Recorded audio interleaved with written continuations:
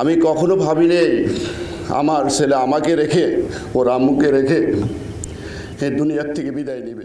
আমি কখনো ভাবিনি আমার ছেলে আমাকে রেখে ওর আম্মুকে রেখে দুনিয়া থেকে বিদায় নেবে। সবচেয়ে কষ্টের বিষয়, ওর দুটি ছোট ছোট ছেলে মেয়ে এতিম হয়ে গেছে। এভাবেই বলছিলেন বিমান বাহিনীর প্রশিক্ষণ যুদ্ধ বিমান বিধ্বস্তের ঘটনায় নিহত অসীম জাওয়াদ এর বাবা। আহাজারি করে মা নীলুফা আক্তার বলছেন, আমি আছি অথচ আমার ছেলে নেই, এটা কেমন কথা? আমাকে মাটি দেবে আমার ছেলে, আর এখন তাকে মাটি দিতে হবে আমাকে।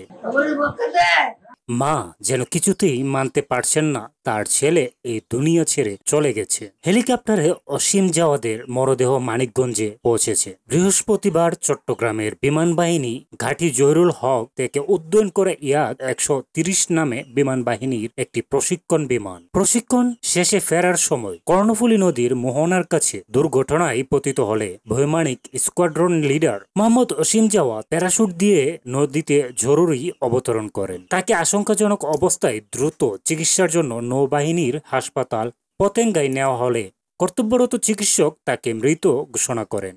স্কোয়াড্রন লিডার মোহাম্মদ অসীম জাওয়াদ 1992 সালের 20 মার্চ মানিকগঞ্জ জেলার সাটুরিয়া উপজেলার গোপালপুর গ্রামে জন্মগ্রহণ করেন। তার পিতার নাম ডাক্তার মোহাম্মদ আমানুল্লাহ এবং মাতার নাম নীলুফা আক্তার খানম। এছাড়া সংসার জীবনে তার স্ত্রী ও 2 সন্তান রয়েছে। তিনি 2007 সালে সাভার ক্যান্টনমেন্ট পাবলিক স্কুল থেকে এসএসসি, 2009 সালে সাভার ক্যান্টনমেন্ট পাবলিক কলেজ থেকে এইচএসসি এবং 2012 সালে বাংলাদেশ ইউনিভার্সিটি অব প্রফেশনাল থেকে বিএসসি এরুতে পাশ করেন। অসীম জাওয়াদ 2010 সালের 10 জানুয়ারি বাংলাদেশ বিমান বাহিনীতে যোগদান করেন এবং 2011 সালের 1 ডিসেম্বর ক্যাডেটদের জন্য সর্বোচ্চ সম্মান সোর্ড অব অনার প্রাপ্তিসহ জিডি শাখায় কমিশন লাভ করেন। তিনি পেশাদারী দক্ষতা ও সাফল্যের স্বীকৃতিস্বরূপ মফিজ ট্রফি, বিমান বাহিনী প্রদান ট্রফি ও বিমান বাহিনী প্রদানের প্রশংসাপত্র লাভ করেন। এছাড়াও ভারতীয় বিমান বাহিনী কোর্সে অংশগ্রহণ করে